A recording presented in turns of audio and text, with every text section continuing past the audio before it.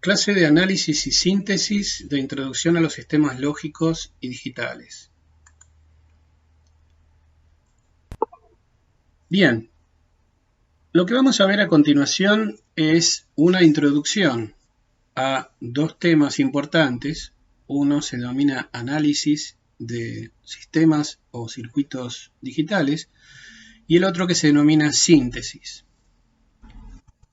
En principio, ¿qué es lo que significa, digamos, la palabra análisis en este caso? Bueno, todo va a depender, digamos, de el contexto en el cual yo esté trabajando. Es decir, por un lado nosotros podríamos decir que análisis es el procedimiento por el cual, con alguna técnica de inspección, se puede conocer qué hace o cómo funciona un sistema o circuito.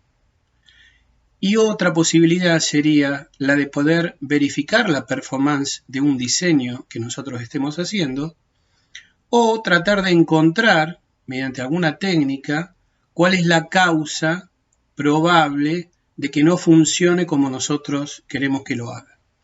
Entonces, por un lado está el tratar de, por ejemplo, descubrir, dado un circuito, qué es lo que hace, y en el otro caso sería con el conocimiento de lo que es el circuito, poder, por ejemplo, verificar que funcione correctamente según los parámetros que nosotros le hemos impuesto al diseño, o en caso de que no funcione, tratar de encontrar cuál es la razón por la cual no lo hace.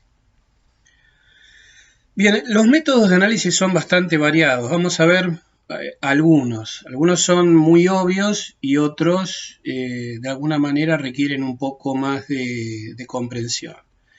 Cuando empezamos a ver, por ejemplo, la manera en que nosotros podíamos describir determinados circuitos lógicos muy simples, hablamos, por ejemplo, de tabla de verdad, de ecuaciones lógicas, y esto generalmente uno lo puede aplicar a lo que son los circuitos combinatorios. Ya cuando estemos hablando de circuitos secuenciales, los cuales están formados, digamos, por cadenas de flip-flop con determinado arreglo, es probable que estos métodos no sean lo suficientemente idóneos y habría que empezar a trabajar sobre otro tipo de técnica.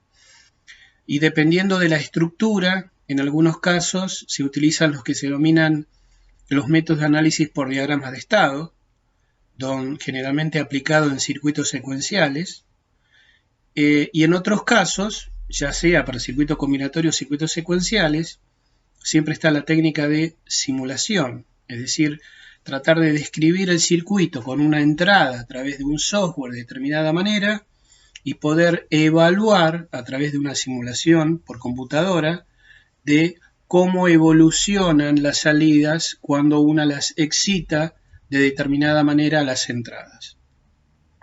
Por último, dejando de lado todo lo que es la cuestión propia de lo que es una computadora, tenés otra opción que sería la del test por hardware, es decir, utilizar generadores de señales y instrumental de medición para tratar entre las dos cosas, poder inferir si el circuito, por ejemplo, nosotros lo conocemos y funciona mal, cuál sería la razón, o sea, dónde está el punto de falla, o, dado un circuito desconocido, encontrarle de alguna manera cuál es su función.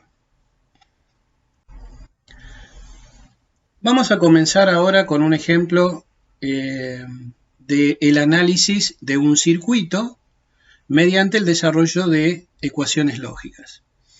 En este caso nosotros vemos que tenemos un circuito formado por dos flip-flops del tipo JK, tenemos una serie de compuertas, y esto lo podríamos pensar como que es una caja negra con tres entradas, una se llama clear, la otra se llama clock y la otra se llama X, y tenemos dos salidas que se llaman Z1 y Z2.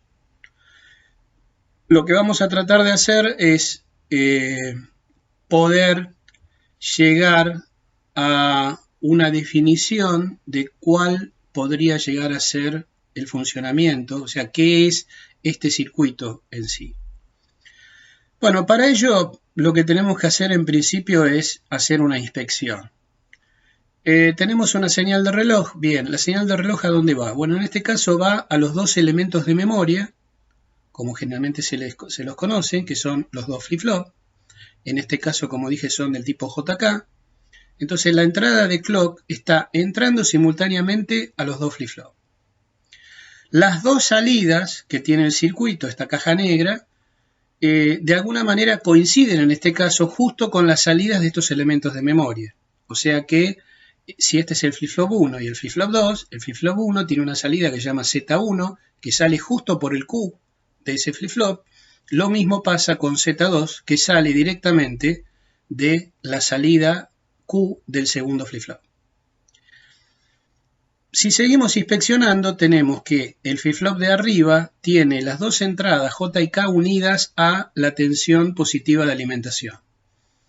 Bueno, yo ya con esto puedo decir en principio que esto que está acá está funcionando como un flip-flop tipo T, toggle, con T igual a 1, por lo tanto sé que cada vez que le viene un flanco activo al flip-flop, este va a cambiar de estado. Entonces, en principio, esto es como un divisor de frecuencia. Si clock vale 1 MHz, la salida que tengo por Q va a ser de 500 kHz. Si inspecciono el flip-flop de abajo, me encuentro con que J y K también están unidas a 1, pero no están ahora, están unidas entre sí, pero no están conectadas a uno lógico, sino que están conectadas a una lógica combinatoria formada por dos inversores, dos compuertas AND de dos entradas y una compuerta OR de dos entradas.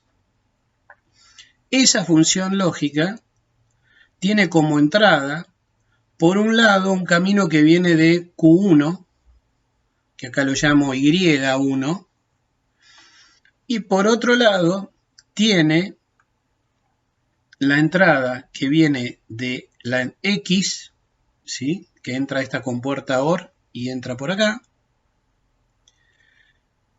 Y en principio no hay ninguna otra señal interviniente en esta parte de la lógica combinatoria.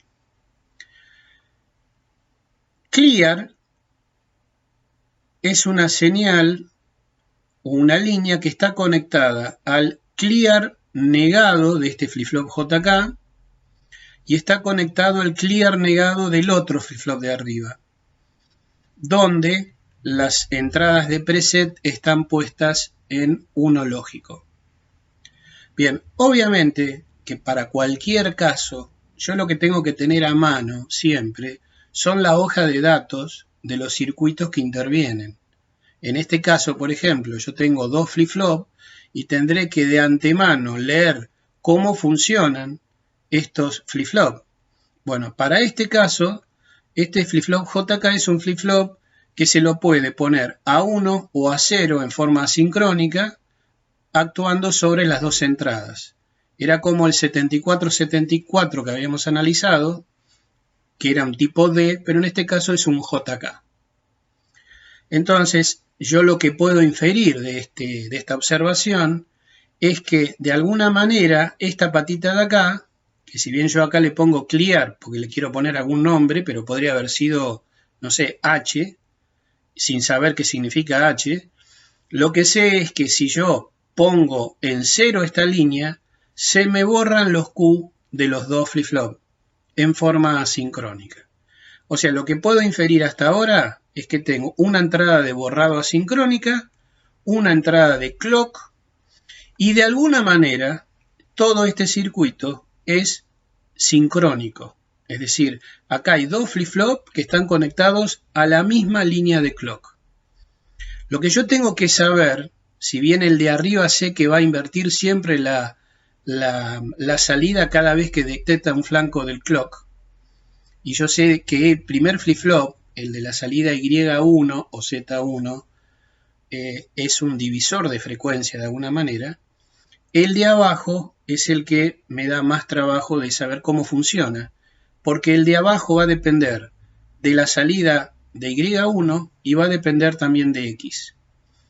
Bien, La idea entonces sería empezar a plantear ecuaciones para tratar de saber cómo evoluciona, por ejemplo, Y2, que es la salida de este flip-flop, respecto de X y respecto de lo que valga en tal momento Y1. Y obviamente yo sé que todo eso está de alguna manera supeditado al clock. Entonces, el papel que juega Y2 va a depender de qué es lo que yo le ponga a la entrada, dependiendo de lo que vale X, dependiendo de lo que vale Y1, y en el momento en que el cambio lo voy a permitir es cuando venga un flanco de reloj activo. Bien, empiezo entonces a plantear las ecuaciones. Si ustedes analizan entonces, la intención sería tratar de plantear a través de una fórmula cómo evolucionan las salidas de los flip-flop respecto de sus excitaciones. Y aparece acá una ecuación que se llama ecuación general del flip-flop, que en este caso estamos hablando de flip-flop JK, también lo tiene un flip-flop tipo D, donde en líneas generales, si yo llamo a Y la salida de un flip-flop, o Q, pero en este caso, para seguir con algunos libros, directamente pongo la misma denominación, Y. El YN más 1, en este caso, ¿qué significa? Es el valor que tiene la salida después que le meta un flanco activo de reloj. ¿Sí? Y resulta que ese nuevo valor que va a tener la salida va a depender de las entradas de datos, J y K, y va a depender también del valor anterior que tiene la salida, Y, o sea, YDN. Entonces, esto es como que yo tomo una foto antes que venga un flanco de reloj activo y tengo una cierta cantidad de valores que tiene J, K e YDN. En función de esos valores que tengan, cuando venga ahora un nuevo flanco de reloj activo, va a cambiar Y y se va a convertir en el YN más 1. Bueno, esa es la idea en principio en esta ecuación. Y esta ecuación, fíjense que es J intersección YDN negado unión K negado intersección YDN. Esta ecuación es lo mismo que la tabla de verdad que habíamos analizado, donde ponían J, K, clock, y eso generaba un Q n más 1. Bueno, en este caso, ahora vamos a ir viendo que fíjense que, por ejemplo, si J vale 1, ¿sí? Supónganse el primer flip-flop, el de arriba. El de arriba tenía J y K conectada a 1. Bueno, ¿cómo sería la fórmula? JK vale 1, KK vale 1, pero es negado, entonces vale 0. 0 por lo que sea vale 0. Entonces me queda directamente que el YN más 1 va a ser igual a YDN negado. O sea, el nuevo va a ser el anterior, pero negado. ¿Sí? Eso cuando J es igual a K y es igual a 1. Eso es, de alguna manera, lo que con esta ecuación puedo predecir de lo que va a ser el flip-flop de arriba. El flip-flop de arriba, entonces, cada vez que viene un flanco activo de reloj, va a ser que la salida Y va a cambiar de estado. Bien. ¿Qué pasa con el de abajo? Bueno, el de abajo es un poco más complicado, porque el de abajo, si bien la ecuación es esta, pero ahora J y K también están unidos, pero J y K dependen de una lógica combinatoria donde está involucrada X y Y1 de N. Entonces, en el caso del primer flip-flop de arriba, J1 igual a K1 igual a 1, pero el de abajo es J2 igual a K2, y esto es igual a esto que está acá, que sería el utilizar los valores que tiene la lógica combinatoria, ¿sí?, a la entrada de J2 y K2, que es esta función lógica que está acá. O sea, esos dos inversores, dos compuertas NAND y la compuerta OR, me hacen esta función, y esto es lo mismo que tener, fíjense, acá tengo un par de valores, unión, dos pares de valores, cada uno negado, entonces eso es una OR exclusiva negada. Si yo reemplazo esto en la ecuación general del flip-flop, una para el flip-flop de arriba y la otra para el flip-flop de abajo, me queda lo que habíamos visto.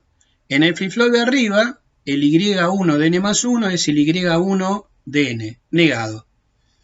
O sea, el nuevo valor que va a tener la salida va a ser el anterior, pero se lo niega. Y con el flip-flop de abajo, que es el que le llega a la lógica combinatoria, voy a tener que el Y2 de n más 1 va a ser igual a esta ecuación que está acá, reemplazando. Bien, ahora tenemos un problema. Tenemos la ecuación, perfecto, pero ¿y x qué es? Y acá es donde de alguna manera uno no lo puede rápidamente resolver, salvo alguna información adicional. Estamos suponiendo de que nos dan un circuito y me piden que diga qué es lo que hace ese circuito. Bien, X puede ser una señal de control, por ejemplo, donde está permanentemente en 0 o en 1, no lo sé. X puede ser una entrada de datos serie, que está sincrónica con la señal de reloj, no lo sé.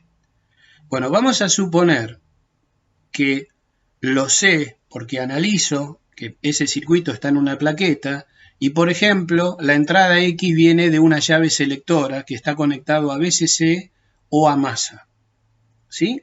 Siempre tenemos que hacer ese tipo de asunción, de alguna manera.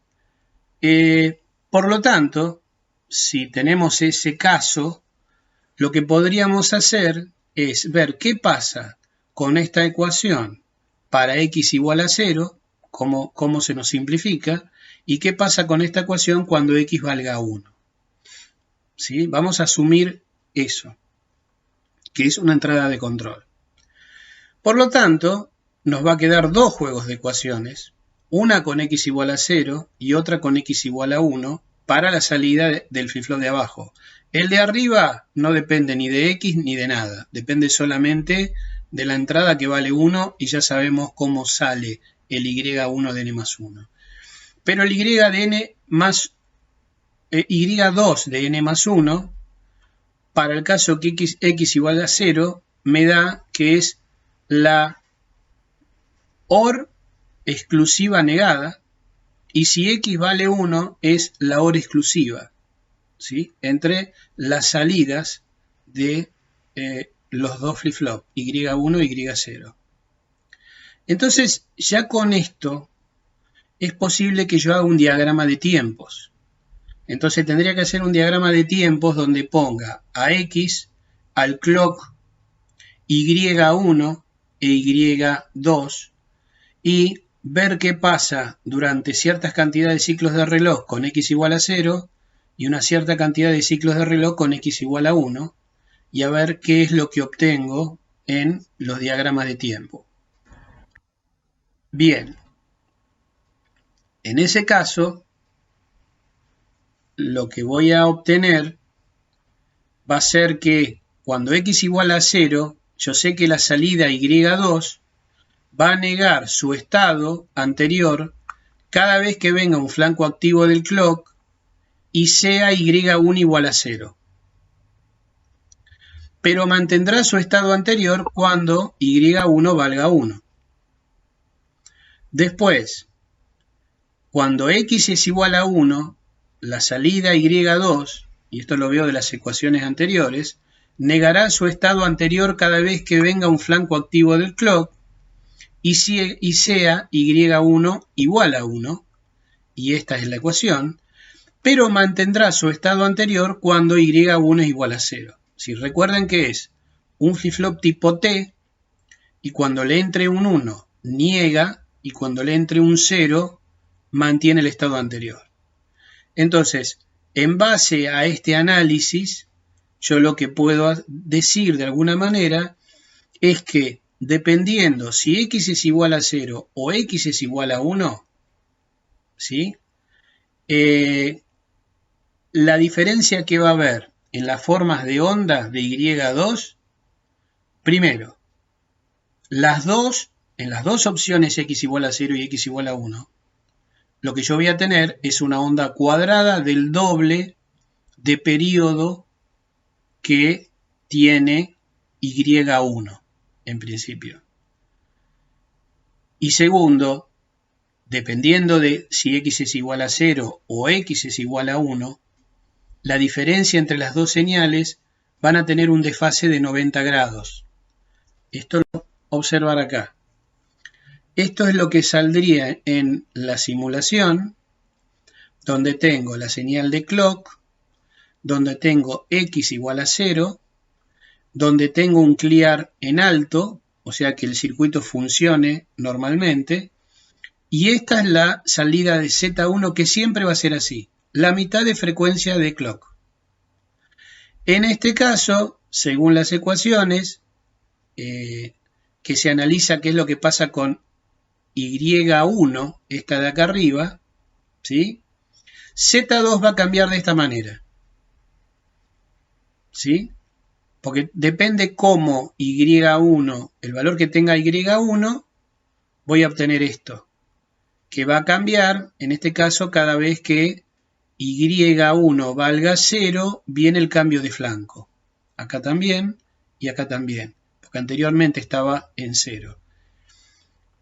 Eso para un determinado valor de x igual a 0, pero cuando x es igual a 1, ese mismo cambio de Z2 ocurre, pero cuando Y1 valía 1, que es como está acá. Acá Y1 valía 1, entonces ahí sí cambia Z2. Acá también Y1 valía 1 y va a cambiar Z2, bueno, pero para el otro lado, y así siguiendo. Si analizamos una forma de onda y de la otra, tomando como referencia lo que es Y1 o Z1, van a ver que esta Z2 respecto de esta otra Z2 está corrida a 90 grados. Y acá viene la otra manera de ver esto. Estábamos diciendo que por alguna razón yo sabía que la entrada X era una entrada de control. Bueno, yo lo que estoy viendo acá entonces, que con la entrada de control X igual a 0 obtengo esta forma de onda, y con X igual a 1 tengo esta otra forma de onda, y si considero, por ejemplo, que estas son salidas binarias, a medida que viene flancos de reloj, ¿sí? Que en este caso son los flancos de subida del clock los que hacen cambiar a los flip-flop, me encuentro que acá voy a tener que cuando x es igual a 0, está aparentemente, si considero que Z2 es más significativo y Z1 menos significativo, me encuentro con que esto es como una especie de contador binario descendente, conteo descendente, porque acá sería que vale 1, 1, acá vale 1, 0, acá vale 0, 1, acá vale 0, 0 y vuelve a empezar otra vez 1, 1 y así siguiendo. En cambio este otro empieza por ejemplo con 0, 0, después 0, 1, después 1, 0, después 1, 1 y vuelve a empezar a 0, 0. Así que yo podría de alguna manera asumir que el circuito anterior se trata ni más ni menos que un contador binario de 2 bits sincrónico, porque le entra la señal de reloj a ambos flip-flop, y con una entrada de control yo puedo elegir el sentido de conteo, ¿sí? O progresivo, ascendente, o regresivo, descendente. Bien. ¿Qué otra manera podría tener? Esto fue a través de un análisis de ecuaciones. Bien. En base a lo que ustedes están viendo con el Quartus 2 y el Model Sim, yo lo que podría hacer es utilizar otra herramienta de análisis a través de software, en este caso, por ejemplo, utilizando el ambiente de diseño de Intel, que es el Quartus 2, y el Model Sim como software asociado para la simulación. Así como ustedes van a tener de otras marcas, por ejemplo, de dispositivos lógicos programables, como por ejemplo Xilinx, en vez del Quartus 2 tienen el Vivado y también herramientas de simulación, ¿sí? Y de Microsemi, etcétera, etcétera, otras marcas también. Pero bueno, nosotros por una cuestión de tiempo nos manejamos, y aparte por una cuestión de disponibilidad de placas didácticas, nos estamos manejando con la línea de Intel, ex Altera, pero esto, el día de mañana que ustedes pueden elegir otro tipo de herramientas, no va a variar, digamos, demasiado. Bien, la manera que nosotros tendríamos de encarar esto sería, por ejemplo, la de hacer una entrada vía esquemático con el Quartus 2. Es decir, nosotros empezaríamos un proyecto donde tendríamos que, por ejemplo, dibujar el circuito, que sería, bueno, este mismo otra vez, donde se hace la llamada 2 flip-flop JK, a las compuertas, etcétera, etcétera. Y en este caso tendríamos este mismo circuito, el cual lo hemos generado y lo hemos guardado en un archivo de esquemático que se llama .bdf, ¿sí? Análisis de circuitos 1, .bdf. Bien, la idea es que entonces yo entraría al ambiente del software de diseño, pero en este caso no quiero hacer el diseño, sino lo que quiero es analizar este circuito, en principio, por ejemplo, a ver qué es lo que hace, y entrar la información y crear después un archivo para poder ser posteriormente simulado en el Model Sim. Entonces yo lo que voy a crear es un archivo de tal manera que en Create y en la parte que dice Create HDL Design, es decir, voy a convertir, digamos, este esquemático en una descripción a través de un lenguaje de descripción de hardware, o sea, de una descripción esquemática a través de un circuito que lo voy a dibujar, lo quiero convertir en un archivo HDL. Eso tengo las dos opciones de usar el VHDL o Verilog. Nosotros estamos usando el VHDL. Por lo tanto, darle OK. Lo que se me va a generar es un archivo .bhd con el mismo nombre que tiene el esquemático, mi proyecto, y me va a generar, ¿sí?, de qué manera voy a describir el circuito para que haga exactamente lo mismo que hace el esquemático. Esta es una parte del archivo donde me genera una entidad con los mismos nombres, las entradas y las salidas, y después, la continuación del archivo, voy a tener la parte donde en arquitectura se me va a describir de alguna manera el comportamiento que tendría que tener el circuito, pero escrito en este caso en VHDL. Una vez que yo tengo esto, y de alguna manera en sintonía un poco con lo que habíamos visto, por ejemplo, de cómo con VHDL uno podría hacer un test bench,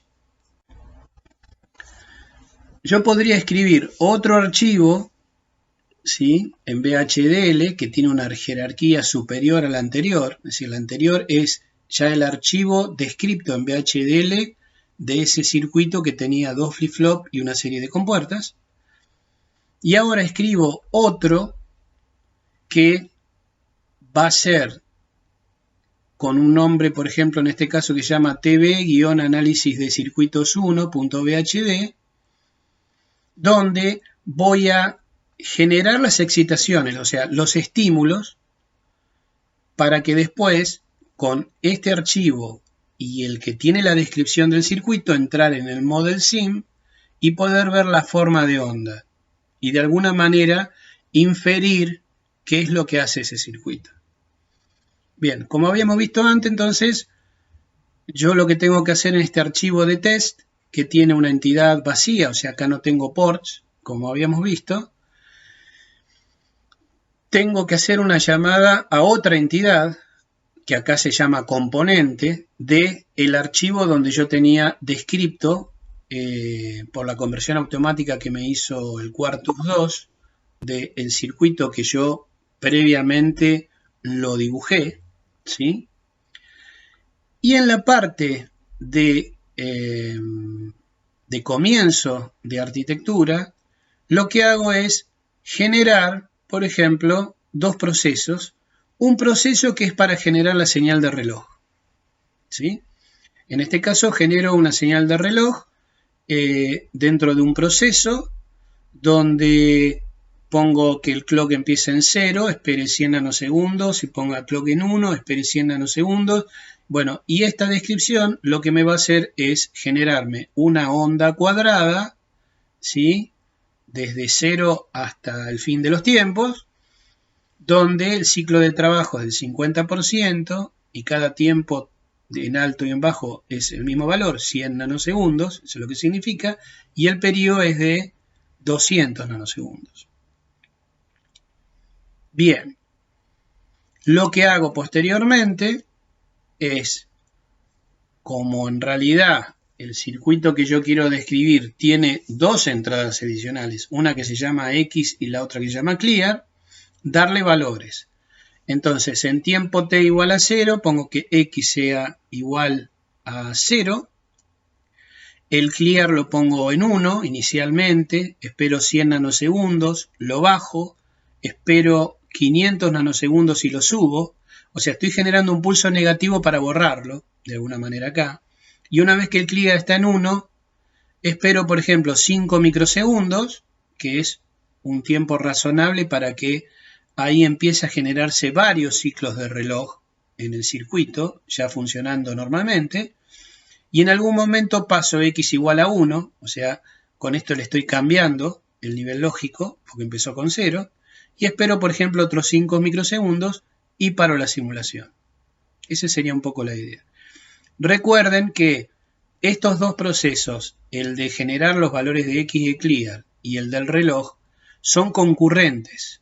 Es decir, yo no puedo en forma caprichosa ponerle el valor de X cuando quiera, o el de clear sí, porque es un reset asincrónico, entonces lo puedo hacer en cualquier momento, pero el valor de X supuestamente lo tendría que estar cambiando, no por ejemplo en el momento que justo el clock viene el flanco de subida que hace cambiar al flip-flop. O sea, tendría que tratar de hacer de que X cambie, por ejemplo, con el otro flanco de reloj. Entonces, a lo que quiero decir con todo esto, es que en general el valor de X debería tener un cierto sincronismo respecto a la señal, por ejemplo, de clock. Entonces, yo lo que sé que el clock, desde que comienza, son 100 nanosegundos que vale bajo, después otros 100 en alto, o sea que podría calcular bien en un momento determinado cuándo el clock va a estar en alto o en bajo, y ahí hacer los cambios, por ejemplo, de las entradas, para que no afecte el resultado por ahí en el funcionamiento del circuito. Bueno, en este caso, los valores de X, salvo este que es X igual a 0, este de X igual a 1 va a cambiar en un momento donde no venga justo un flanco de subida del reloj y se pueda malinterpretar el destino, digamos, que va a tener el circuito si cambio justo X en el momento que el clock me va a generar el flanco activo, por ejemplo el de subida. Bien, si entro, como habíamos visto anteriormente, en el Model Sim, los dos archivos, es decir, genero un nuevo proyecto con el archivo donde está el test bench y con el archivo que tengo la descripción de mi circuito, hago la compilación, luego hago la simulación y lo que obtengo en este caso es, por ejemplo, que acá arriba tengo la señal de reloj de entrada, tengo la señal de X que la dejo en 0 y en cierto momento después la vuelvo a poner en 1, ¿sí? Fíjense que acá justo le puse un tiempo tal que me aseguro que acá justo cuando cambió X de 0 a 1, el flanco era de bajada. Eso es lo que quería decir con la observación anterior. O sea, tratar que los cambios de las entradas, por ejemplo, no se hagan justo con los flancos activos porque puede ser que me dé algún error temporario. Y puedo pensar que eso es por culpa del circuito que anda mal y es que justo le cambié la entrada o las entradas en un momento que en realidad no lo tendría que hacer. Bien, la señal de clear, que acá, por ejemplo, en un momento determinado la bajé y al bajarla hace que las dos salidas Z1 y Z0 valgan 0 y recién el circuito normalmente va a responder a la señal de reloj cuando el clear esté en 1, que esto queda permanentemente en 1 después de esto. Bueno, si uno analiza acá, se va a encontrar con lo anterior, es decir, que la evolución de Z1 y Z2 son, Z1 es una onda cuadrada de doble periodo que tiene la entrada de clock, y Z2 es el doble de periodo que el de Z1, y la diferencia es que si X es igual a 0, X igual a 1, hay un desfase de 90 grados entre Z2 y Z1. Y eso es lo que puede llevar a inferir que el circuito sea un contador binario sincrónico de 2 bits y que el sentido de conteo esté de alguna manera influido por el valor que tenga X. Acá vemos lo mismo, pero haciendo un zoom más o menos en la zona donde cambiaba X de 0 a 1. Entonces vengo con un determinado conteo y cuando levanto la señal de X me cambia de alguna manera, se me genera un desfase entre Z1 y Z2 y empieza a contar, digamos, al revés.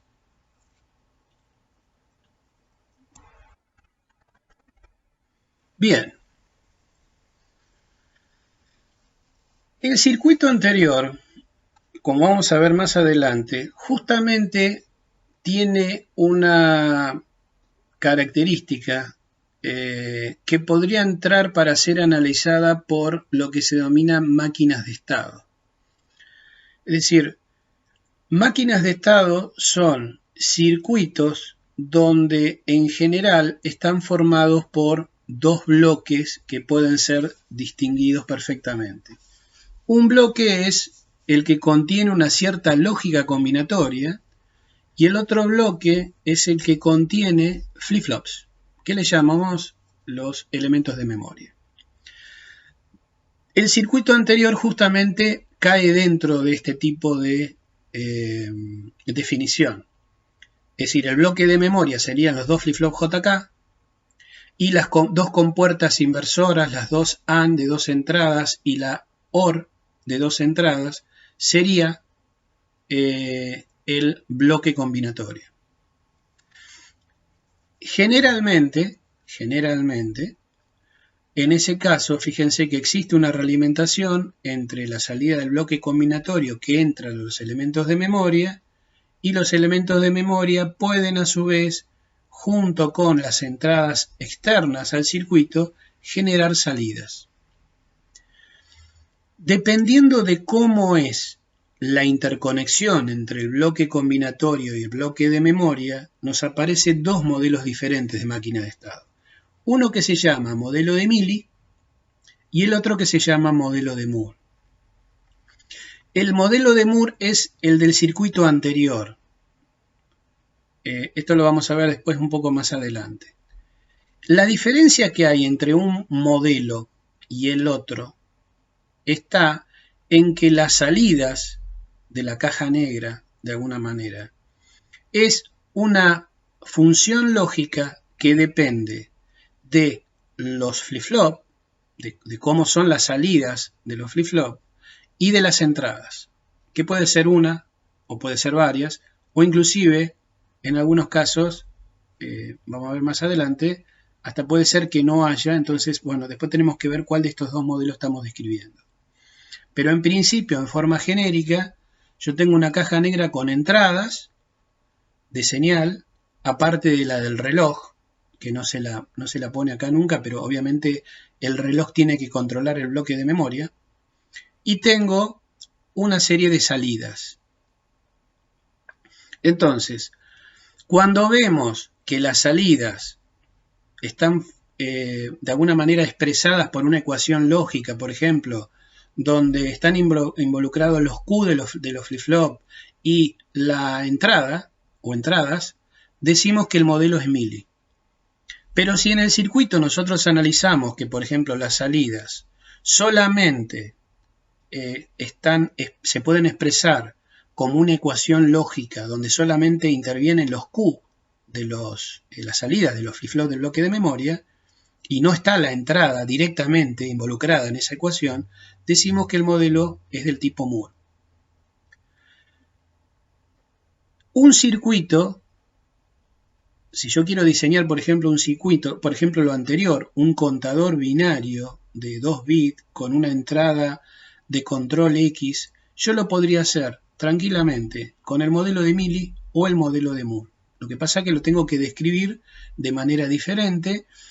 El circuito va a ser también diferente, pero yo podría utilizar cualquiera, digamos, de los dos modelos en principio para poder resolver, pero eso es lo que se llama síntesis.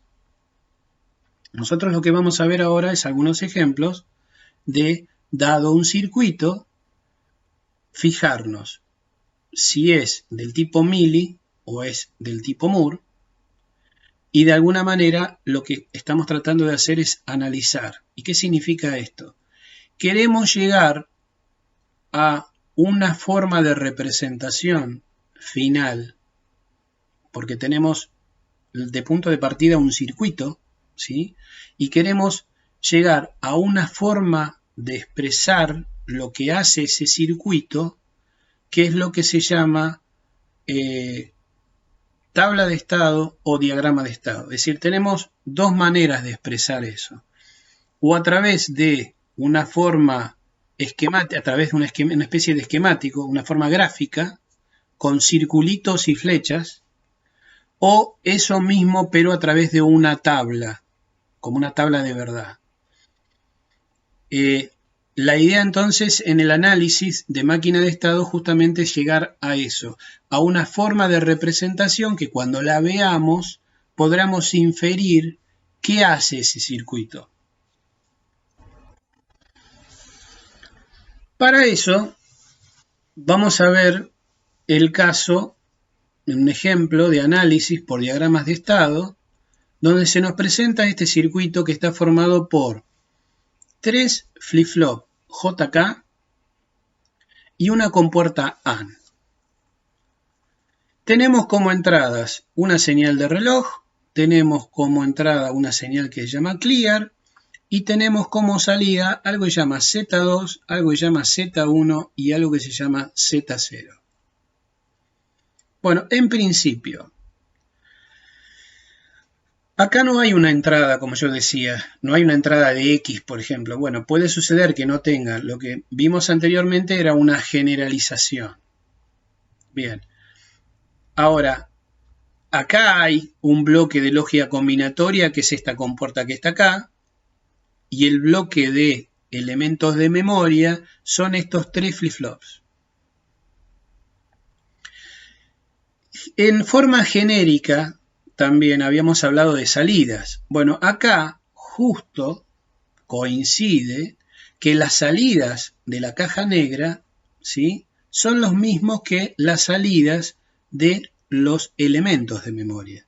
Pero podría tener otro circuito donde, por ejemplo, yo hubiera puesto, supónganse, que yo en esta salida, en cada una de estas salidas pusiera negadores, ¿sí? Bueno, ahí ya las salidas no son directamente las salidas de los flip-flops, sino que hay como una especie de lógica adicional que los está negando. Bueno, en este caso particular, vuelvo a repetir, no tenemos una entrada de datos externa y las salidas justo coinciden con las salidas de los elementos de memoria. Pero esto en sí responde de los dos modelos posibles al modelo de Moore. Es decir, las salidas están relacionadas solamente con los elementos de memoria y más en este caso porque no hay una entrada externa que vincule una ecuación lógica con Z2, Z1 y Z0. Bien. ¿Qué es lo que podemos ver acá? Lo que podemos ver acá en principio es que los tres flip-flops tienen sus entradas de clear conectadas a un clear general y las entradas de preset están conectadas a uno lógico. Por lo tanto, podemos decir de que estos flip-flops, estos elementos de memoria, se borran, ¿sí?, a través de una línea. O sea que clear es, digamos, una señal de borrado. Si le meto un valor bajo, me va a poner los Q a 0. Y este primer flip-flop tiene las dos entradas de J y K unidas a uno lógico.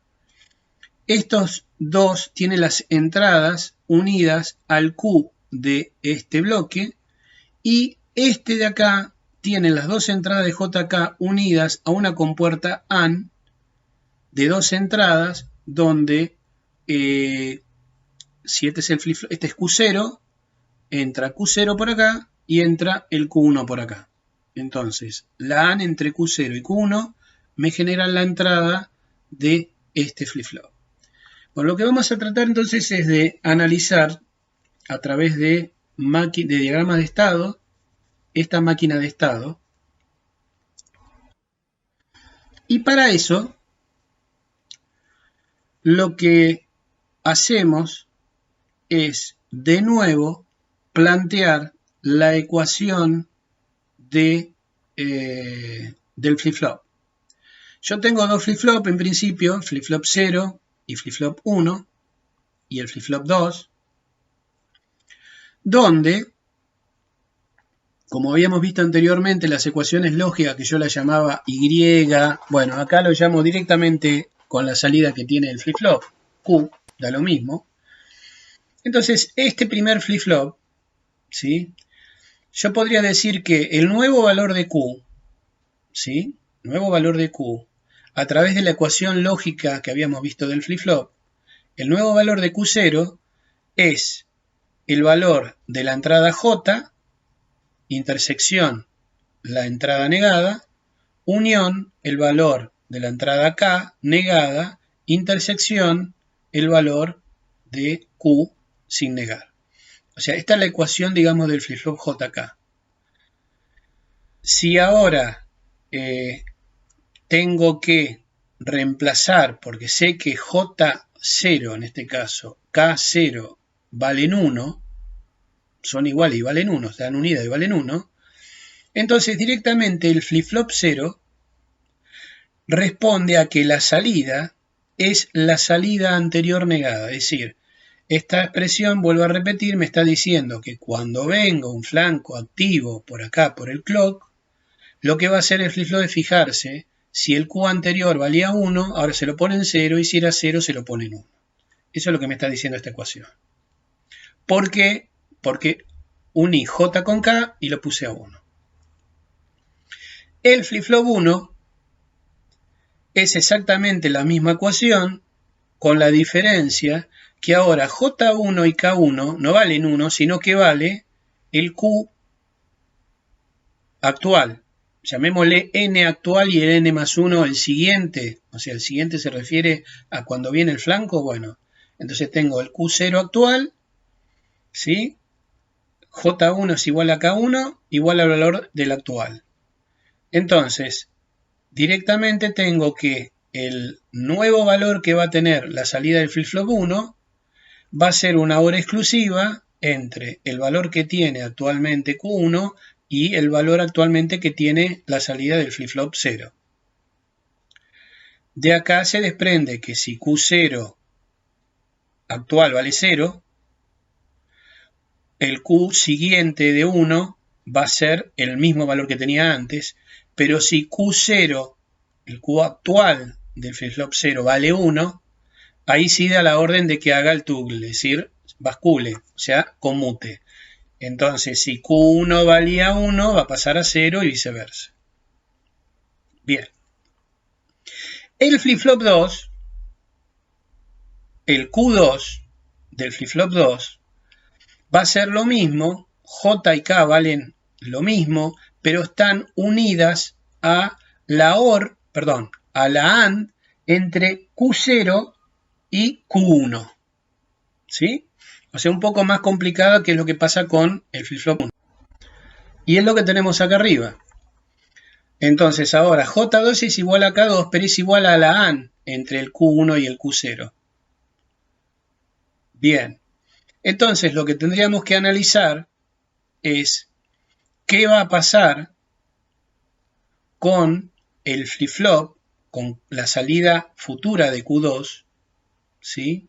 Que va a estar expresada por esta ecuación lógica. O sea que Q2, el siguiente valor de Q2 va a depender del próximo valor, del valor actual de Q2 y la hora exclusiva entre Q0 y Q1 actual. Obviamente que acá yo tengo 4 combinaciones posibles de Q0 y Q1. Entonces, lo que yo veo es que como esto es una AND, ¿sí? Va a haber 3 juegos de valores de Q0 y de Q1 donde dan lo mismo que 0, que es cuando valga 0, 0, o cuando valga 0, 1, cuando valga 1, 0. El otro cambio va a ser cuando ambas sea 1. Entonces es lo que dice acá, ¿sí? Para el caso donde el valor de Q1 y de Q0 sea distinto a 1, 1, me queda que el siguiente valor de Q2 va a ser el mismo valor que tenía antes. Pero si se da que Q1 y Q0 actual valen 1 ambos, entonces el nuevo valor de Q2 va a ser el valor de Q2 pero negado. Y esto que está acá es justamente a lo que queríamos llegar en el análisis, es decir, plantear todo esto en lo que se llama tabla de estados y diagrama de estados. En la tabla de estados, ustedes acá lo que tienen es, y todo esto analizando las 3 ecuaciones del flip-flop 1, el flip-flop 0 y el flip-flop 2, es decir, si yo tengo un determinado juego de valores de Q2, Q1 y Q0 actuales, porque es el N, ¿qué nuevos valores voy a obtener de Q2, de Q1 y Q0? Y eso va a depender en qué estado estaba. ¿Y qué le llamo estado? A una determinada combinación de los elementos de memoria. En el circuito que estamos analizando tenemos 3 flip-flop, o sea que tenemos el Q0, Q1 y Q2. Por lo tanto tenemos 8 valores posibles, 8 estados posibles. Entonces a la combinación 0, 0, 0, por una cuestión de conveniencia para darle la misma denominación, le ponemos que si los 3Q valen 0, eso le llamamos el estado S0, y si están los 3 en 1, le llamamos S7, y así para los otros. Entonces, llamamos S0 al estado donde los 3 elementos de memoria valen 0, S1 donde valen 0, 0, 1, S2, etc. Entonces, esta parte de la tabla, ¿sí? Esta parte de la tabla es en el valor actual, antes que venga un flanco, ¿sí? ¿Cómo se llaman los estados? O sea, ¿dónde estoy parado? Entonces, lo que tienen esta otra parte de acá es, una vez que viene el flanco, por ejemplo, activo, el de subida, en este caso, ¿a qué nuevo estado me voy a ir o me quedo en el mismo? No lo sé. Bueno, si yo aplico las ecuaciones estas y me fijo que si en un momento determinado Q2 vale 0, Q1 vale 0 y Q0 vale 0, aplico las ecuaciones para ver cuáles los nuevos valores futuros que van a tener esos Q. Entonces me va a dar que si estoy en el estado S0 voy a ir a parar a 0,01, o sea, cambia solamente Q0. Y si estoy parado en S1, donde tengo estos valores de Q actuales, voy a parar a este, y así siguiendo completo toda la tabla. Entonces, por ejemplo, cuando valen los 3 unos, aplicando las formulitas anteriores, me va a dar que tanto Q2 como Q1 como Q0 vuelven a 0, y esto yo lo llamé estado 0, o sea que vuelvo a empezar otra vez de acá. O sea que en forma indefinida, por cada, vuelvo a repetir, cada flanco activo de reloj, ¿sí? Porque acá no hago mención al reloj, pero se supone que yo para pasar de un estado a otro, lo voy a hacer solamente cuando venga un flanco activo de reloj. Por lo tanto, yo cada vez que viene un flanco activo de reloj, paso de S0 a S1, después a S2, después a S3, después a S4, hasta 7, y cuando en S7 viene otro flanco de reloj, paso a 0 y sigo repitiendo esto en forma indefinida. Bueno, esto como tabla de estados. Lo puedo hacer en una forma gráfica. En la forma gráfica es con circulitos y flechas. En este caso estoy poniendo que parto de un estado, porque este es el modelo de Moore. Resulta que las salidas solamente dependen de los elementos de memoria nada más, y es lo que ocurre en este caso. Y se pone así. Yo, el estado S0, le estoy diciendo que es un circulito. Y pongo barra los valores de la salida, ¿sí? De la salida real del circuito. Que vuelvo a repetir, acá justo se da la coincidencia que la salida de la caja negra coincide con la salida de los elementos de memoria. Pero en general eso no suele ocurrir. Cuando uno está trabajando con contadores, por ahí la mejor manera es hacer eso, que justo la salida de los flip-flop sean las salidas efectivas del circuito. Pero bueno, en este caso digamos que es una particularidad. Entonces pongo el valor del estado S0 barra y el valor de la salida, por ejemplo, 000. Pongo una flecha y un nuevo estado que se llama S1. Entonces lo que yo estoy diciendo con esto, y vuelvo otra vez a decir lo mismo, acá no estoy dando información temporal del reloj. Yo voy a pasar de este estado de S0 a S1 cuando venga un flanco activo de reloj. Si no, no voy a pasar, si no siempre me quedo acá. Si yo estoy acá y no le meto flanco de reloj, me voy a quedar permanentemente en S0. Pero si viene un flanco activo de reloj, esto me está diciendo dónde voy a parar. Bueno, voy a parar S1, las salidas valen 001, y si viene otro flanco de reloj, voy a parar a este, y así siguiendo. Y bueno, acá fíjense que esto se cierra, entonces esto es una cosa infinita, ¿sí? Cada 8 flancos de reloj, ¿sí? Vuelve a empezar otra vez de nuevo, digamos, un ciclo. Bueno, entonces, esto que está acá de alguna manera me va diciendo, o puedo yo observar, ya sea con el diagrama de estados o con la tabla de estados, quizás el diagrama de estados es más didáctico, que se trata esto de un contador binario sincrónico de 3 bits y un conteo en forma ascendente.